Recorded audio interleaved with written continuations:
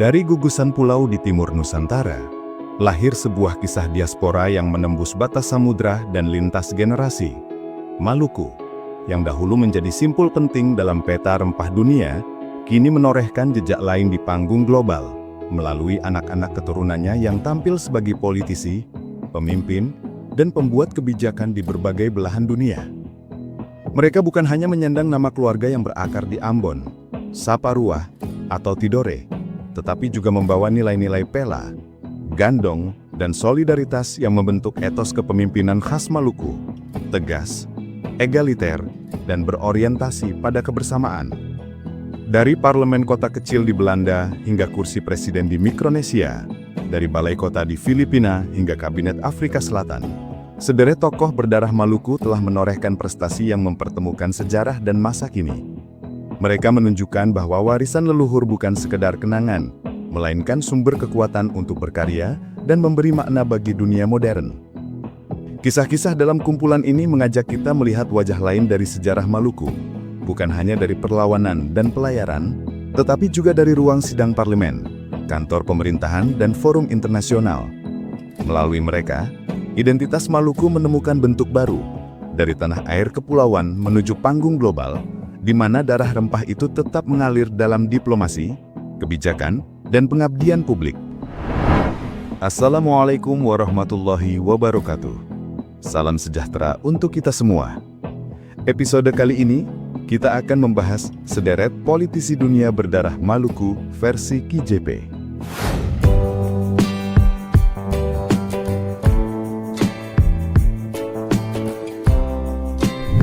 Di kota kecil Epe, Provinsi Gelderland, Belanda, muncul wajah muda keturunan Maluku yang berhasil masuk ke arena politik lokal. Pieter N. Siwabesi terpilih sebagai anggota Dewan Kota dari Partai Kristen Demokratis Apel, CDA, untuk periode 2022-2026. Ia bukan politisi nasional di Den Haag, melainkan wakil rakyat tingkat Gemeenteraad, lembaga legislatif lokal, setara DPRD Kabupaten Kota di Indonesia. Dari posisinya ini, ia ikut menentukan kebijakan, mengawasi wali kota, dan mengatur anggaran daerah. Setelah ceria memperoleh 5 kursi di Dewan, Pieter ditempatkan di Komisi Mats Hapai en Bestur, yang menangani urusan masyarakat dan pemerintahan. Ia tinggal di Fasen, wilayah yang memiliki komunitas Maluku cukup besar, dan dari situ ia mengambil peran dalam isu-isu sosial, pendidikan, serta partisipasi masyarakat. Meski aktif di politik, kaki Pieter tetap berpijak kuat di dunia pendidikan. Ia bekerja sebagai dosen koordinator, guru sekaligus koordinator pengajaran di Christelijk Lyceum Apeldoorn, sebuah sekolah menengah Kristen tak jauh dari Epe. Dari ruang kelas, ia dikenal sebagai pengajar sejarah dan masyarakat yang memberi perhatian pada tema identitas, asal-usul diaspora, dan keragaman budaya Maluku di Belanda. Selain mengajar, Pieter kerap hadir sebagai pembicara tamu dalam berbagai forum pendidikan dan sejarah. Salah satu kiprahnya yang menonjol adalah upaya mendorong agar sejarah komunitas Maluku mendapat porsi lebih besar dalam kurikulum sekolah. Dalam wawancaranya dengan Museum Maluku, ia menegaskan pentingnya pemahaman generasi muda, baik yang berdarah Maluku maupun tidak, terhadap kisah diaspora sebagai bagian tak terpisahkan dari sejarah Belanda modern. Di luar sekolah dan parlemen lokal, Pieter terlibat sebagai relawan di sejumlah organisasi, dari klub olahraga CSV Vios Fasen hingga Indisch Herinnering Centrum, lembaga yang fokus pada ingatan sejarah Hindia Belanda. Ia juga mengikuti kelompok diskusi pendidikan di Rijksmuseum Amsterdam, membangun hubungan antara kesadaran budaya dan pengajaran sejarah. Dalam profilnya yang diterbitkan CDA-EP, Pieter, kala itu berusia 31 tahun, menyebut bahwa motivasinya terjun ke politik adalah untuk mendekatkan kebijakan dengan kehidupan warga sehari-hari, khususnya dalam bidang pendidikan dan partisipasi sosial. Ia tinggal di Fasen bersama istrinya dan menegaskan bahwa politik lokal bukan semata soal partai, melainkan soal keberanian terlibat memperbaiki komunitas yang menjadi rumah. Dengan latar belakang sebagai pendidik, relawan, dan anggota dewan, Pieter Siwabesi menjadi representasi generasi baru Maluku di Belanda.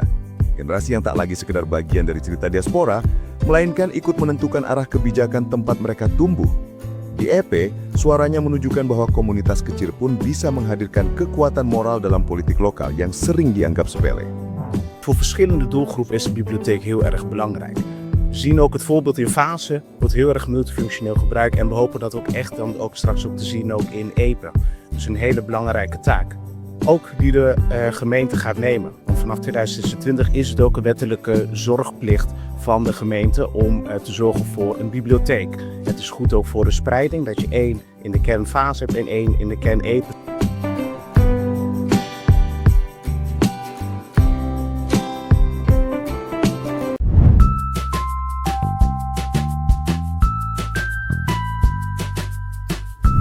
Dari kota Capella Anden Isel, keterlibatan warga keturunan Maluku juga tampak melalui sosok Edi F. Pati, politisi yang menapaki jalur pengabdian publik melalui partai lokal Lief Bar Capella.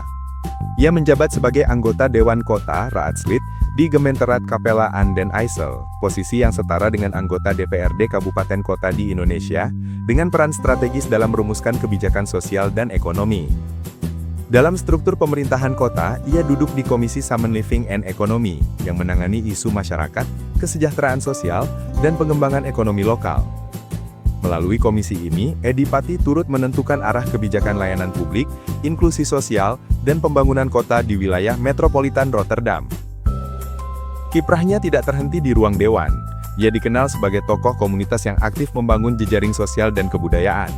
Ia pernah menjadi anggota Molukenraad, serta memimpin Stichting Walang, sebuah yayasan perumahan yang berakar pada komunitas Maluku. Keterlibatannya juga menjangkau ranah pengawasan publik sebagai anggota Komisi Pemeriksaan Keuangan Rekeningen Komisi di kawasan Rotterdam, Den Haag, serta partisipasi dalam forum warga seperti WOP Schrevenland. Perjalanannya mencerminkan kedekatan dengan masyarakat tempat ia tumbuh.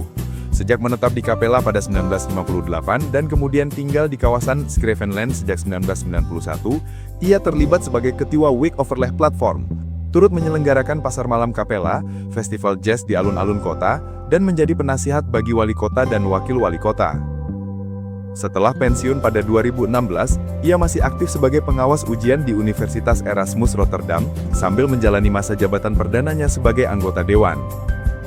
Bagi Edi Pati, Capella bukan sekedar tempat tinggal, melainkan ruang balas budi. Baginya, kota itu telah memberi kesempatan dan identitas, dan jalur politik menjadi cara untuk mengembalikan sesuatu kepada masyarakat. Melalui kiprahnya, keterwakilan keturunan Maluku di politik lokal Belanda menemukan bentuknya, yaitu dekat dengan warga, kuat dalam jejaring komunitas, dan konsisten memperjuangkan kepentingan publik.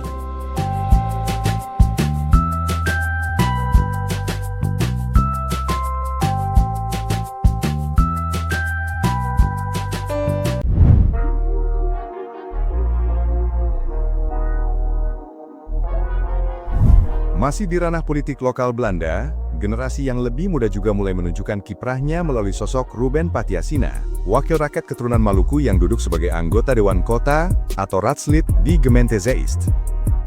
Ia terpilih melalui Partai Democraten 66 atau D66, partai arus utama yang dikenal progresif, serta menekankan transparansi pemerintahan, pendidikan, dan kebijakan lingkungan. Sebagai Raadslid, jabatan yang setara dengan anggota DPRD Kabupaten Kota di Indonesia, Ruben berperan dalam merumuskan kebijakan publik, mengawasi jalannya pemerintahan daerah, serta mewakili aspirasi warga Zeist. Fokus kerjanya mencakup isu-isu yang krusial bagi masyarakat Eropa masa kini: energi terbarukan, kualitas udara dan air, pengelolaan lingkungan hidup, serta keberlanjutan kota atau Duurzamheid. Melalui platform politiknya, ia mendorong Zeist untuk menjadi kota yang hijau, bersih, dan inklusif. Sebelum masuk ke dunia politik, Ruben telah lama bergelut di bidang lingkungan sebagai Public Affairs Manager di PreZero Nederland, perusahaan pengelola limbah dan daur ulang yang bertumpu pada prinsip ekonomi sirkular. Pengalaman profesional ini menjadi fondasi penting yang membentuk perspektifnya tentang kebijakan publik dan pengelolaan sumber daya. Kehadirannya menandai babak baru partisipasi diaspora Maluku dalam politik Eropa. Jika generasi sebelumnya banyak dikenal melalui jalur komunitas atau aktivisme sosial, Ruben tampil sebagai bagian dari arsitek kebijakan masa depan. Ia meneruskan jejak tokoh-tokoh diaspora yang lebih dulu menembus institusi politik Belanda, sembari menunjukkan bahwa keterlibatan warga keturunan Maluku kini telah menjangkau ruang-ruang pengambilan keputusan yang strategis.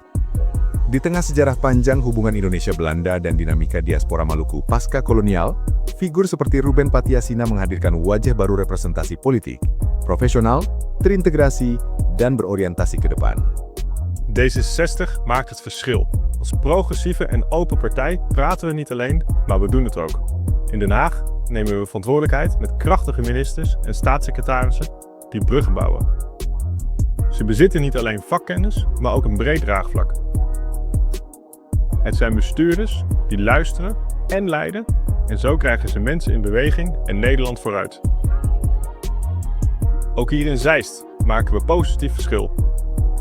Met een focus op onderwijs, sport en ruimtelijke ontwikkeling, met kundige raadsleden en een sterke wethouder binnen een daadkrachtig college. Maar ook door tal van D66'ers die actief zijn in de gemeenschap, die samenwerken en bouwen. D66 verbindt deze progressieve geesten. D66 is de partij met een heldere focus op klimaat, onderwijs, een eerlijke en duurzame economie en een sterk Europa. Dat zijn de redenen waarom ik D66 kies.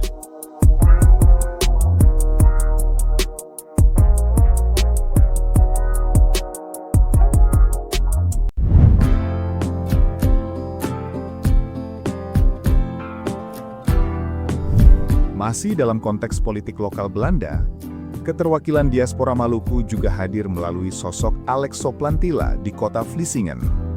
Ia merupakan anggota Dewan Kota atau Raadslid dari Partai GroenLinks, Partai Hijau Kiri yang dikenal vokal terhadap isu keadilan sosial, lingkungan hidup, dan kebijakan progresif. Lahir di Vught dari keluarga Maluku yang datang ke Belanda pada 1951, Alex tumbuh dan bermukim di wilayah Walcheren, mulai dari Middelburg hingga Seroskerke dan Oostzoburg, sebelum akhirnya menetap di Vlissingen. Latar belakang pendidikannya di Akademi Pendidikan atau Pedagogische Akademie membawanya bekerja lebih dari 2 dekade di bidang pengajaran, sebelum kemudian melanjutkan kiprah profesionalnya selama sekitar 20 tahun di lembaga-lembaga kesejahteraan seperti VMC, Scoop, dan ZB. Selain karir formalnya, Alex memiliki rekam jejak panjang dalam kerja-kerja komunitas. Ia aktif sebagai sukarelawan di berbagai organisasi Maluku, seperti Walcheren Mosaic, Molukse Welzijnsstichting, Yayasan Sosial Budaya Maluku, Gereja GIM, dan sejumlah perkumpulan masyarakat lainnya. Aktivisme ini menunjukkan keterikatannya tidak hanya pada politik, tetapi juga pada pelestarian budaya dan pemberdayaan komunitas diaspora. Sebagai fraksi Voorzitter, atau ketua fraksi GroenLinks di Vlissingen, Alex terlibat dalam berbagai proses pengawasan dan pembuatan kebijakan publik. Ia ikut menyuarakan pentingnya transparansi penggunaan dana publik dan etika dalam jabatan politik. Dalam satu kasus, ia mendorong mundurnya seorang pejabat kota setelah muncul laporan penyalahgunaan biaya deklarasi, menunjukkan keberaniannya dalam menjaga integritas politik lokal.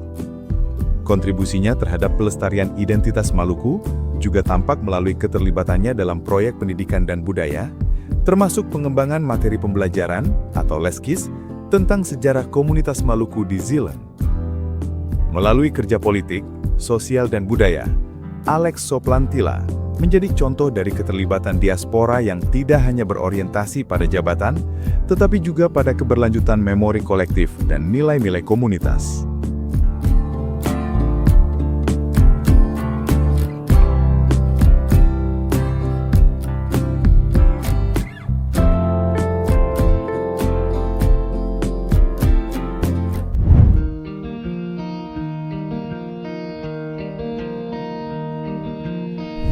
Dalam lanskap politik Belanda yang lebih luas, muncul pula sosok Sam Pormes, figur keturunan Maluku yang meniti perjalanan panjang dari aktivisme sosial hingga parlemen nasional.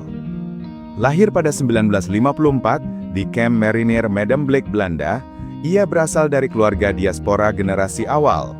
Ayahnya berasal dari Serua, sebuah wilayah yang dikenal dengan akronim TNS, yaitu Theon Nila Serua, yang secara administratif termasuk dalam Kecamatan Maluku Tengah, namun secara historis lebih dekat kekerabatannya dengan kawasan Maluku Barat Daya.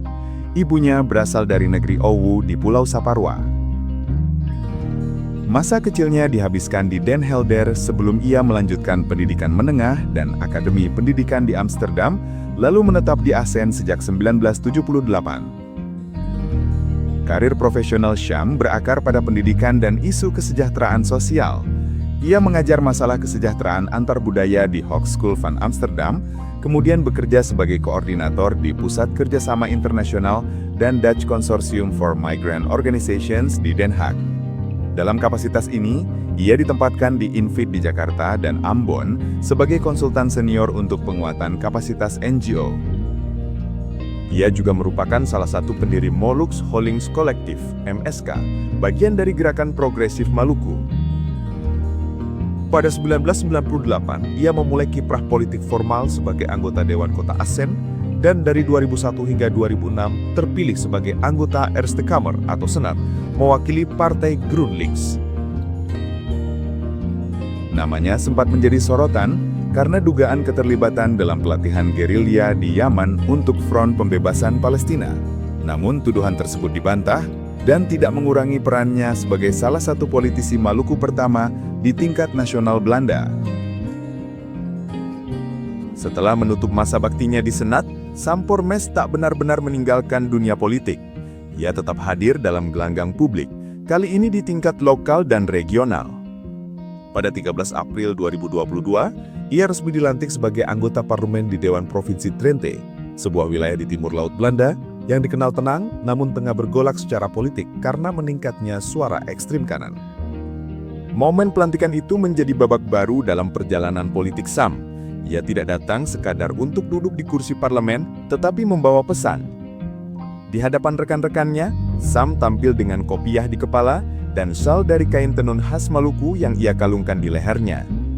Dua simbol itu ia pilih dengan sengaja, bukan sekadar penghormatan terhadap asal-usulnya, melainkan bentuk perlawanan kultural terhadap pandangan diskriminatif yang kian kuat di Drenthe. Lewat unggahannya di media sosial, Syah menulis dengan nada tegas, "Mereka ingin menyingkirkan migran non-barat, seolah-olah kami tidak berhak menjadi bagian dari negeri ini." Ia menyoroti bahwa hampir 1/5 dari kursi parlemen provinsi kini dikuasai partai-partai yang menolak keberagaman. Bagi mereka, kata Syam, orang-orang dengan budaya lain, termasuk keturunan Maluku dan umat Muslim, tidak dianggap setara. Dalam wawancara dengan potretmaluku.id, ia menambahkan, partai-partai itu bahkan ingin melarang umat Muslim memiliki Al-Quran, serta mengenakan kopiah dan kerudung di ruang publik. Maka busana yang ia kenakan saat pelantikan bukan sekadar gaya, melainkan bentuk pernyataan politik. Ia mengenakan kain tenun sebagai lambang budaya non-barat dan kopiah sebagai simbol solidaritas terhadap Muslim di Belanda. Syam sendiri seorang Kristen Protestan, namun kisah keluarganya menyatu dengan lintas iman dan budaya. Neneknya seorang Muslim, sementara sebagian sepupunya tinggal di Makassar dan Ridderkerk, masih menjaga tradisi Islam keluarga. Dari akar itulah Syam maknai identitasnya sebagai anak dari peradaban yang beragam dan non-barat yang kini justru sering menjadi sasaran politik identitas di Eropa. Ini bukan hanya soal kebijakan, katanya kemudian. Ini adalah serangan terhadap nilai-nilai dasar kemanusiaan dan terhadap orang-orang seperti kita yang membawa warna lain dalam kebudayaan Barat. Ia bertekad untuk terus mengenakan kain tenun dan kopiah dalam setiap sidang parlemen, menjadikannya simbol kecil dari perjuangan besar melawan intoleransi dengan keanggunan budaya. Setahun setelah pelantikan itu pada Agustus 2023, Syam melangkah lebih jauh. Ia membentuk fraksinya sendiri di Dewan Provinsi Drenthe bernama Lijstpormes, fraksi satu kursi yang menegaskan independensi dan komitmennya terhadap nilai-nilai keadilan sosial dan keberagaman. Di luar politik formal, Sampoermes juga aktif dalam pendidikan budaya dan advokasi identitas. Ia menulis dan berbicara tentang dekolonisasi, diaspora, dan makna menjadi orang Maluku di tengah sejarah panjang Belanda. Dalam bukunya Grepen naar Enschede, ia menelusuri jejak politik dan perenungan tentang warisan kolonial, sekaligus menggambarkan perjalanan panjang komunitas Maluku menuju pengakuan dan martabat. Melalui kiprahnya, Sampoermes menghadirkan wajah lain dari politik Belanda, politik yang tidak dingin dan rasional semata, melainkan penuh empati, akar budaya, dan kesetiaan terhadap sejarah. Ia adalah cermin dari diaspora Maluku yang tidak mau dilupakan, berdiri tegak, bersuara, dan menenun makna baru di tanah jauh dari leluhur mereka. Waarden moeten wij blijven onderhouden, delen en doorgeven. Dat brengt mij bij de vraag, in wat voor Drenthe willen wij wonen? Overal is er het pleidooi van een inclusieve samenleving. Inclusie begint bij de erkenning en het accepteren dat wij verschillend zijn. En dat dit verschil nu juist de kracht is van een diverse samenleving. Inclusiviteit vraagt om een betrokken nieuwsgierigheid naar de verschillen en het tonen van begrip dat leidt tot verbinding. Het ontstaat als wij die verschillen overbruggen. Verschillen ten aanzien van andersgelovigen, niet-westerse vluchtelingen, mensen van kleur of genderidentiteit.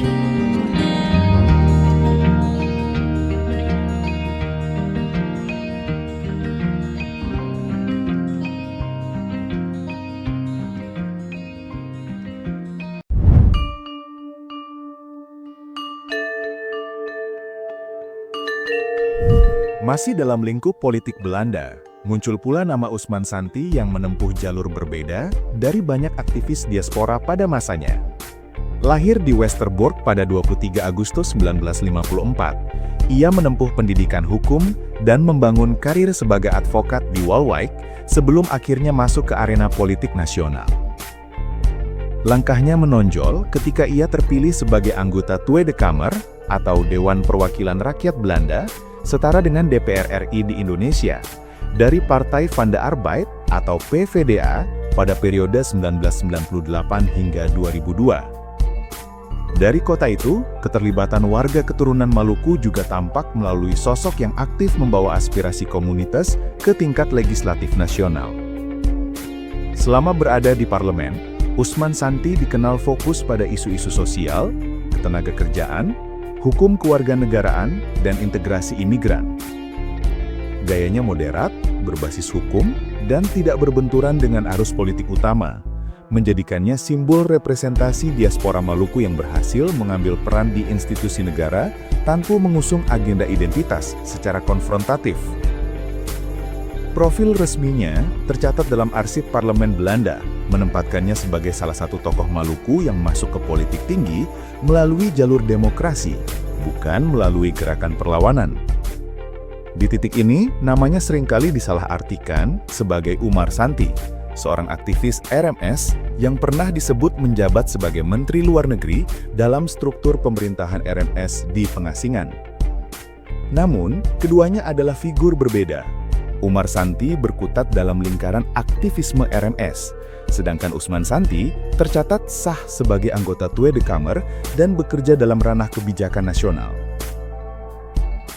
Dengan latar belakang hukum dan pengalaman legislatif di Parlemen Pusat, Usman Santi mencerminkan keberhasilan generasi kedua diaspora Maluku di Belanda dalam menempuh jalur integrasi politik yang mapan. Ia menjadi contoh bahwa keturunan Maluku tidak hanya hadir di tingkat lokal, tetapi juga mampu menempuh struktur kekuasaan nasional sebagai pembuat kebijakan yang kredibel dan inklusif.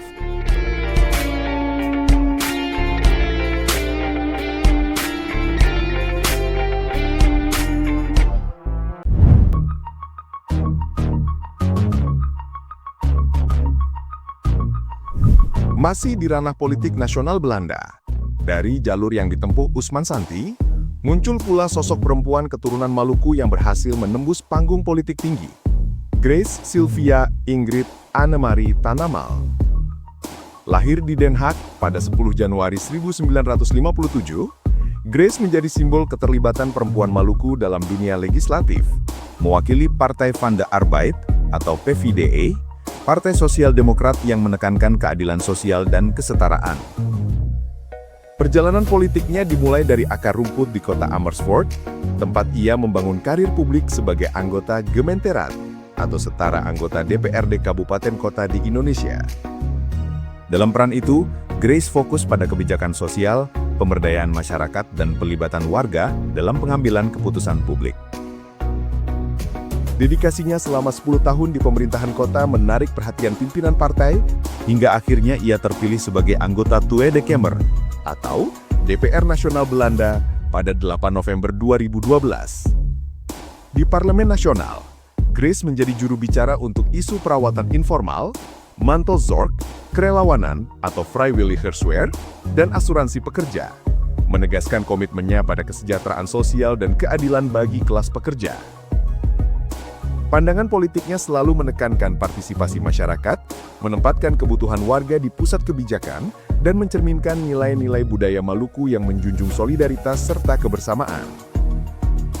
Setelah 5 tahun bertugas di Tui de Kamer, 2012-2017, Grace kembali ke Amersfoort untuk melanjutkan dedikasinya di tingkat lokal. Pada April 2018, ia memutuskan mengundurkan diri dari politik karena alasan kesehatan, namun jejak perjuangannya tetap menjadi inspirasi bagi generasi muda Maluku di Belanda. Sebelum berpolitik, Grace berkiprah di sektor perawatan sosial dan aktif di Serikat Pekerja de Unie. Pengalaman ini membentuk pandangan sosial demokratnya, menjadikannya bukan sekedar politisi, tetapi juga organisator komunitas dan pembela hak-hak warga yang tak terdengar suaranya. Dalam diri Grace Tanamal, terlihat wajah generasi Maluku yang menembus pusat kekuasaan Belanda, dari ruang rapat kecil di Amersfoort hingga kursi parlemen di Den Haag. Ia membawa semangat solidaritas, empati sosial, dan komitmen nyata bagi kesejahteraan masyarakat. Ik ben Grace Tanamal, ik ben 53 jaar en sinds 8 jaar raadslid voor de Partij van de Arbeid. Ik ben een kind van ouders die geboren en getogen zijn in Indonesië. Mijn passie is koken en eten en alles wat daarmee te maken heeft. En dat doe ik heel graag met vrouwen hier in de entree in Randebroek. Het zijn vrouwen met allerlei verschillende achtergronden en nationaliteiten.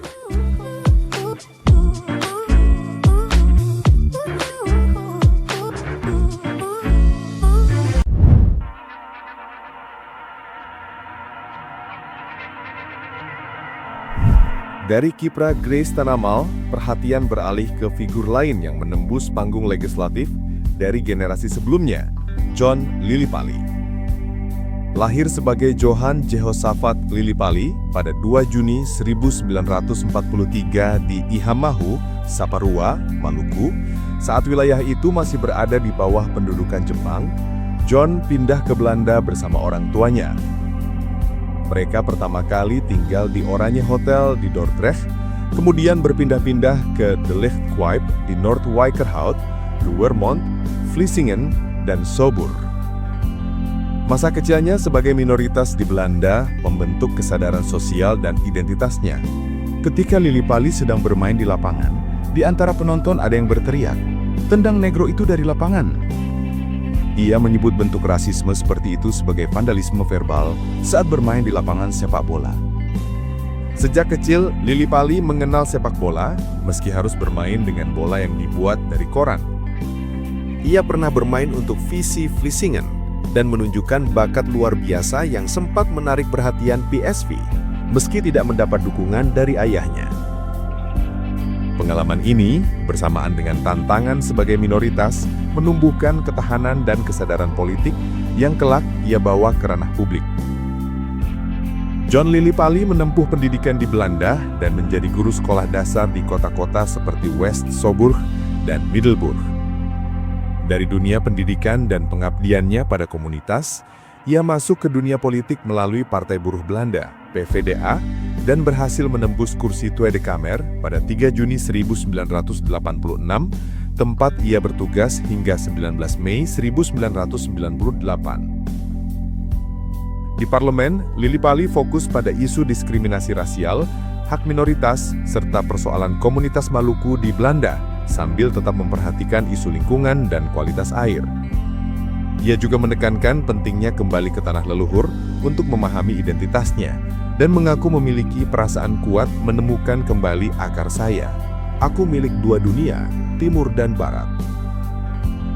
Sebagai salah satu pionir keturunan Maluku di Parlemen Nasional Belanda, Lillipali memperkuat representasi komunitas Maluku, menegaskan bahwa diaspora mampu mempengaruhi kebijakan publik. Kiprah politiknya membuka jalan bagi generasi berikutnya, termasuk figur seperti Grace Tanamal dan Usman Santi, yang melanjutkan tradisi keterlibatan Maluku di Belanda.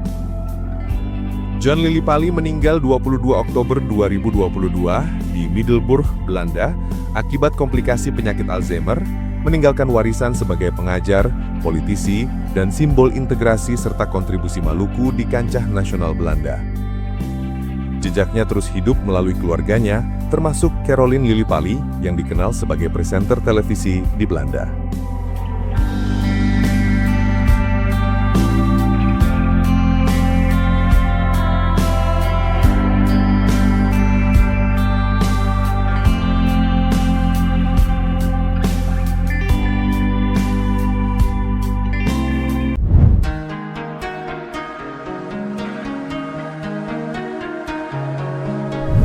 Dari kiprah keturunan Maluku di Belanda, perhatian kita bergeser ke Asia Tenggara, tepatnya di Filipina, di mana darah dan sejarah Ternate masih mengalir kuat dalam komunitas diaspora. Di kota Ternate, Provinsi Cavite, muncul sosok Conrado Ade Celindo, figur politik keturunan Ternate yang mewarisi tradisi kepemimpinan masyarakatnya. Ia berasal dari kelompok Mardika, komunitas Ternate yang dibawa Spanyol ke Filipina pada abad ke-17, dan sejak itu mempertahankan identitas, bahasa, serta budaya Maluku di Tanah Baru. Pada 1980-1990-an, Adeh Lindo menjabat sebagai wali kota Ternate, Cavite. Namanya tercatat dalam berbagai dokumen resmi, termasuk putusan Mahkamah Agung Filipina dan catatan sengketa pemilu lokal, menegaskan posisinya sebagai tokoh penting dalam politik pasca era Marcos. Tak hanya di pemerintahan, Lindo juga muncul dalam budaya populer. Namanya tercantum di kredit film Dias Bell 1996 sebagai pejabat lokal yang mendukung produksi. Ketika wafat, komunitas memberi penghormatan tinggi, termasuk upacara alam militer dengan 21 guns zelut, menandakan kedudukan dan rasa hormat yang luas. Sejarah komunitas Mardika berakar dari Ternate Maluku. Pada 1662, sekitar 200 orang Ternate dibawa ke Manila oleh Spanyol karena alasan politik dan agama. Mereka berperan besar dalam pertahanan melawan ancaman kok singa dari Cina dan diberi tanah di Cavite yang kemudian dinamai Ternate.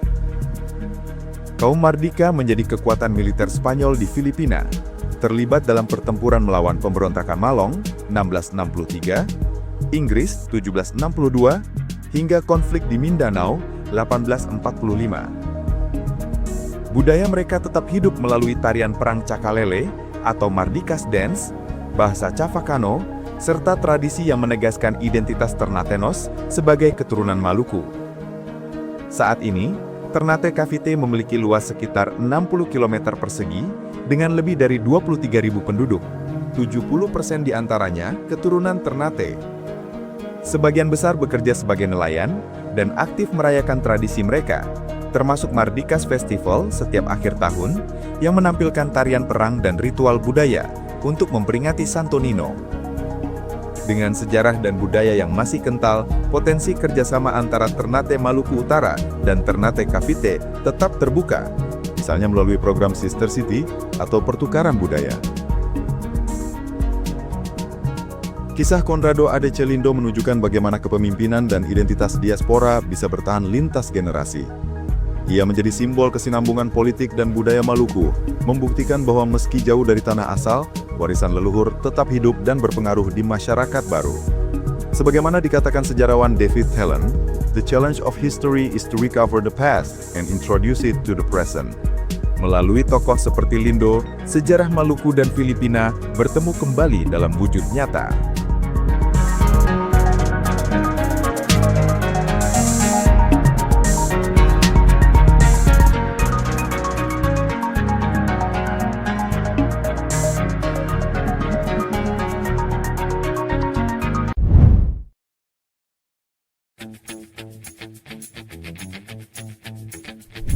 Dari jejak diaspora Maluku di Filipina, perhatian kita kembali ke Belanda, di mana generasi keturunan Maluku mulai menembus posisi eksekutif tertinggi di tingkat kota. Salah satu sosok penting adalah Yus Manusama, seorang Ambon yang menorehkan sejarah sebagai wali kota pertama keturunan Maluku di Belanda. Lahir di Leidschendam, Yus menempuh pendidikan tinggi di Universitas Erasmus Rotterdam, mengambil jurusan administrasi publik dan administrasi bisnis. Karirnya panjang dan beragam, terutama di kepolisian, di mana ia menjabat sebagai Kepala Polisi Distrik Zeeland sejak 2019. Sebelumnya, Manusama juga aktif di dunia politik lokal sebagai anggota Dewan Kota Gementerat Krimpen Anden IJssel dari Partai VVD antara 1990-2002. Pada 25 September 2024, Yus resmi dilantik sebagai Burgemeester Kapel Anden IJssel. Pelantikan ini menjadi momen bersejarah karena ia adalah wali kota pertama di Belanda yang berasal dari keturunan Maluku. Dalam pidato pelantikannya, ia menekankan pentingnya identitas Maluku yang diwariskan dari ayahnya, sambil menekankan nilai kerjasama dan inklusivitas dalam masyarakat yang beragam. Tanggung jawab saya adalah untuk semua warga Kapel, tanpa membeda-bedakan asal-usul, tegasnya. Sebagai Burgemeester, posisi yang setara dengan wali kota di Indonesia, Yus memiliki wewenang eksekutif sekaligus simbolis dalam pemerintahan kota. Kombinasi pengalaman sebagai polisi senior, anggota Dewan Kota, dan pendidikan administrasi publik memberinya bekal kuat untuk memimpin kota dengan profesionalisme dan empati. Selain jabatan eksekutif, Manusama juga aktif dalam berbagai fungsi tambahan, menjadi pengawas di lembaga perumahan, terlibat dalam lembaga budaya dan sosial, serta mengajar di sektor pendidikan kepolisian. Kiprahnya menunjukkan bahwa diaspora Maluku tidak hanya hadir di panggung politik lokal, tetapi mampu menembus posisi eksekutif dan simbolik di masyarakat modern Belanda. Mijn naam is Joost Manusama, ik ben 59 jaar, de nieuwe burgemeester van Capelle. Op dit ogenblik nog woonachtig in Krimpen aan de IJssel, samen met Nancy en mijn beide zonen Tim en Thomas. Ik zit in meerdere raden van commissarissen bij woningcorporaties, maar ik ben ook actief in raden van advies in het onderwijs. Waarom? Omdat ik graag iets wil betekenen voor de mensen. Ik ga praten met de Kapellenaren. Ik ga op de markt lopen, ik ga naar verenigingen toe. De Kapellenaar durft zich ook echt uit te spreken en ik ben er klaar voor om naar hun te luisteren.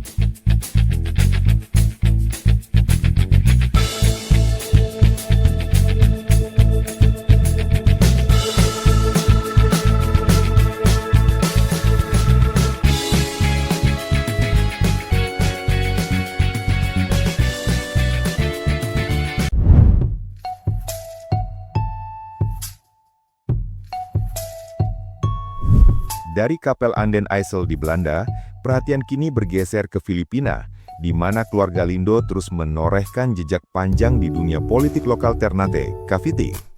Salah satu figur penting adalah Herminio C. Lindo, yang akrab disapa Minio.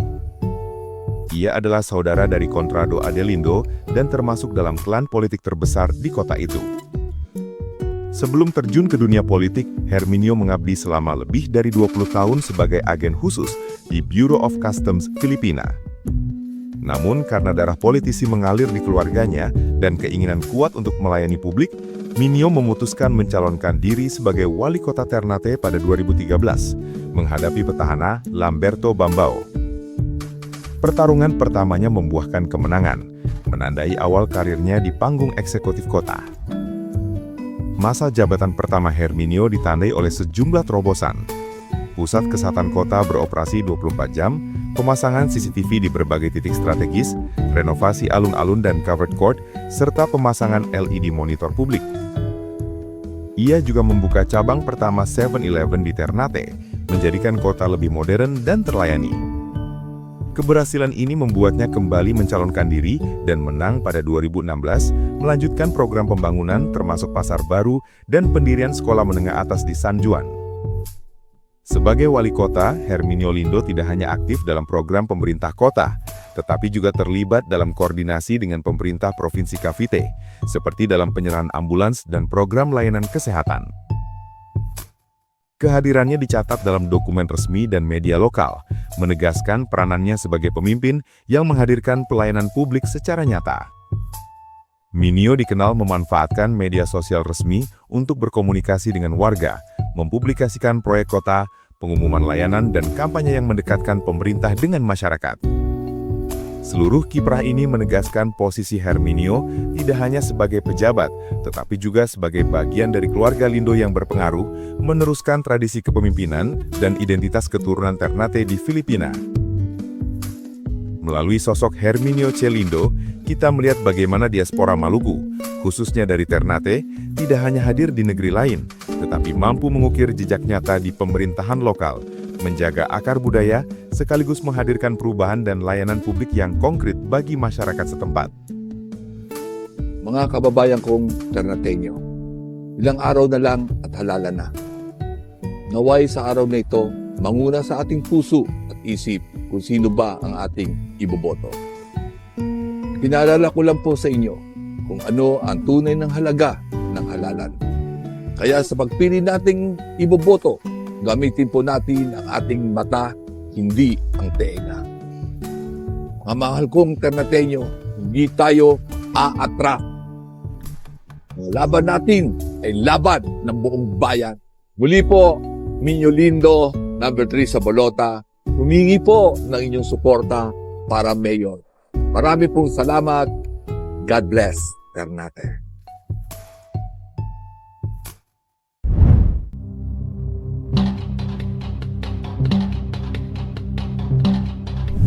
Dari Filipina, kita berpindah ke Afrika Selatan, di mana sosok Ibrahim Patel menjadi representasi diaspora Maluku yang berpengaruh dalam politik nasional. Patel adalah keturunan langsung Imam Abdullah bin Abu Salam, yang dikenal sebagai Tuan Guru, ulama dan pejuang anti-kolonial dari Tidore, Maluku. Tuan Guru lahir sekitar 1712 dan terlibat aktif dalam perlawanan terhadap VOC. Karena aktivitas politik dan keagamaannya, ia ditangkap Belanda dan pada 1780 diasingkan ke Cape Colony, Cape Town, Afrika Selatan. Menjalani masa tahanan di Robben Island sebelum akhirnya dibebaskan dan mendirikan komunitas muslim di Bokap. Ibrahim Patel lahir pada 10 Januari 1962 di Distrik 6, Cape Town, lingkungan yang kelak menjadi simbol penindasan apartheid. Dibesarkan oleh ibu tunggal yang bekerja di industri garment, pengalaman itu membentuk pandangannya tentang pekerja dan keadilan sosial. Pendidikan menengahnya selesai pada 1979 dengan prestasi menonjol. Kemudian ia menempuh studi di University of the Western Cape dan University of Cape Town. Sejak muda, Patel aktif dalam perlawanan terhadap apartheid melalui United Democratic Front atau UDF dan organisasi rakyat seperti Cape Areas Housing Action Committee. Ia juga membangun serikat pekerja, termasuk National Union of Textile Workers, yang kemudian menjadi bagian dari Southern African Clothing and Textile Workers Union, atau SACTW. Karirnya berkembang hingga menjadi Sekretaris Jenderal SACTW pada 1963, mewakili buruh di forum nasional dan internasional tanpa mengambil keuntungan pribadi. Pada masa transisi menuju demokrasi, Patel berperan dalam penyusunan kebijakan tenaga kerja, termasuk Labor Relations Act 1995, serta negosiasi strategis terkait HIV/AIDS dan industri tekstil. Karir politiknya di tingkat nasional dimulai pada 2009, ketika Presiden Jacob Zuma mengangkatnya sebagai Menteri Pembangunan Ekonomi, Minister of Economic Development.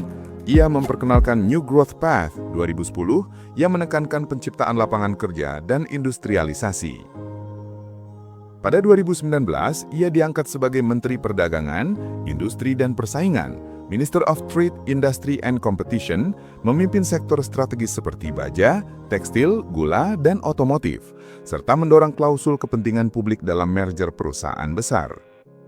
Sepanjang masa jabatan, Patel dikenal sebagai negosiator tegas dan prinsipil, konsisten memperjuangkan pemerataan ekonomi, perlindungan pekerja, dan industrialisasi domestik.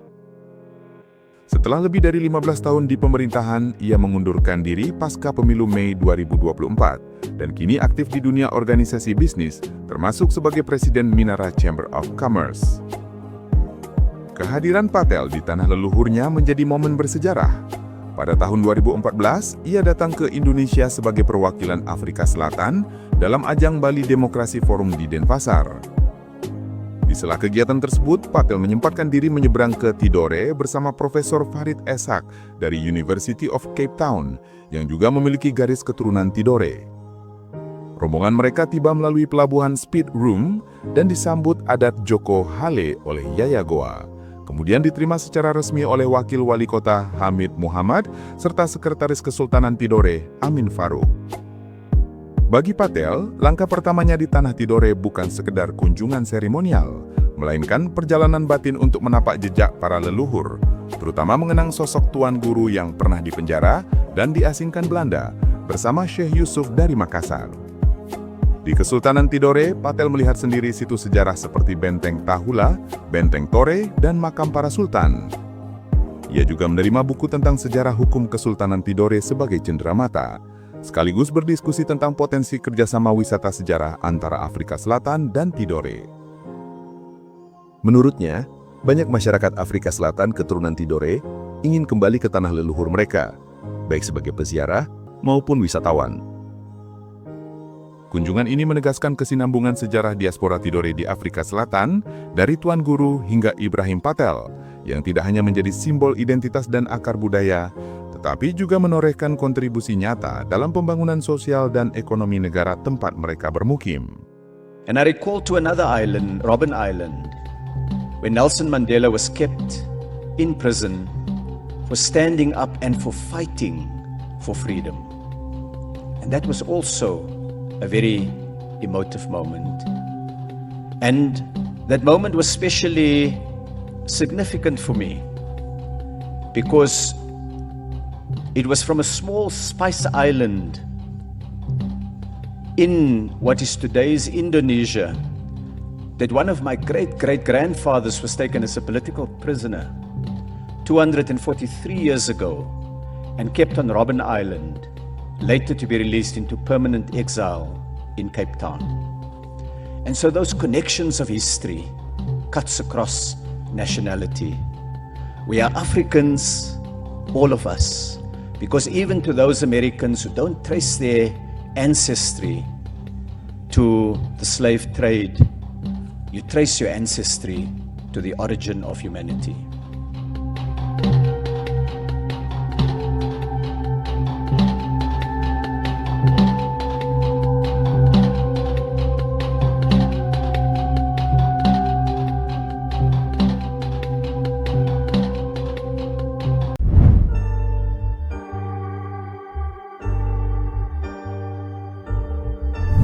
Setelah kisah diaspora Maluku di Afrika Selatan melalui sosok Ibrahim Patel, menteri yang menorehkan pengaruh besar dalam politik, industri, dan perlindungan pekerja, narasi kita berlanjut ke Pasifik. Di wilayah ini, diaspora Maluku juga menorehkan jejak penting. Bahkan ada yang berhasil menempati kursi presiden. Mulai dari kursi DPR di Belanda, kepemimpinan kota di Filipina, hingga kementerian di Afrika Selatan, diaspora Maluku menunjukkan spektrum pengaruh yang luas. Salah satu tokoh penting di Pasifik adalah Peter Martin Christian, lahir pada 16 Oktober 1947 di Pohnpei, Federated States of Micronesia, dari keluarga diaspora Maluku marga Sowisa, asal negeri Haria Pulau Saparua. Meski lahir jauh dari tanah leluhur, nilai-nilai keluarga, tradisi dan budaya Maluku tetap membentuk pandangan hidup dan gaya kepemimpinannya. Karir politik Peter berlangsung panjang. Ia meniti jalur legislatif di Kongres Federated States of Micronesia, kemudian terpilih sebagai Speaker Kongres 2003-2007 dan menjabat sebagai Presiden ke-8 Federated States of Micronesia dari 11 Mei 2015 hingga 11 Mei 2019. Selama memimpin, ia mendorong kerjasama antar negara di kawasan Pasifik dan menjalin hubungan diplomatik erat dengan Indonesia, tanah leluhurnya.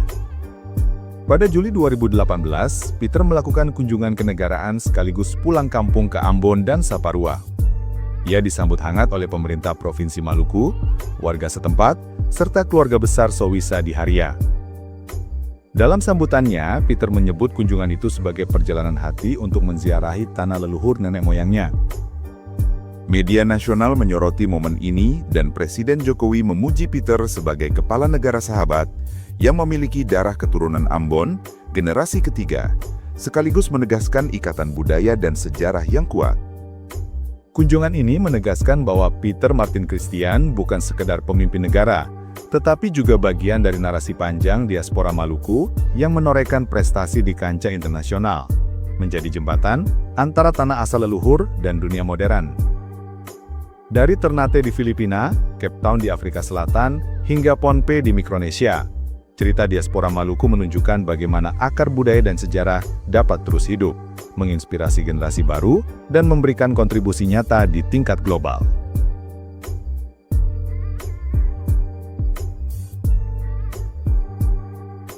First of all, this is my second visit to Indonesia.